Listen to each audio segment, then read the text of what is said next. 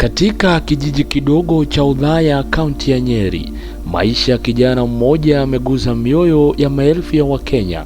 Anajulikana kama Kaluma Boy, kijana wa kawaida, lakini simulizi yake ya kujitolea kumtunza baba yake mgonjwa imekuwa chemichemi ya mshikamano wa kitaifa. Tarehe 28 Septemba mwaka huu 2025, maelfu ya wananchi kutoka pembe mbalimbali za Kenya walifurika hapa. Wengine walisafiri kwa magari, wengine kwa bodaboda na baadhi kwa miguu.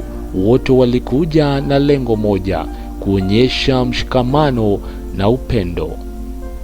Walileta chakula, vifaa vya nyumba, pesa taslim na msaada wa kiafya.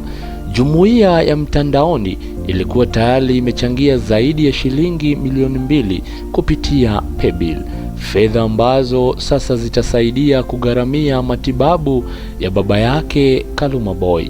Kaluma Boy akiwashukuru Wakenya alisema, na nukuu, "Nashukuru sana.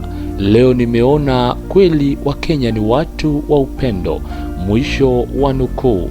Kaluma alizungumza huku akijawa na machozi mbele ya umati, huku akiwafanya wengi pia watokwe na machozi. Maneno yake yalivunja ukimya na kugusa nyoyo za wengi. Hadithi ya Kaluma Boy si hadithi peke yake, ni hadithi ya taifa. Ni shuhuda kwamba pale mshikamano unaposimama, hakuna changamoto iliyokubwa mno. Wakenya walikuja kama watu wa kabila tofauti, dini tofauti na maeneo tofauti, lakini wakaondoka kama familia moja. Hii ndiyo hadithi ya mshikamano wa kweli, hadithi ya Kaluma Boy na hadithi ya Wakenya.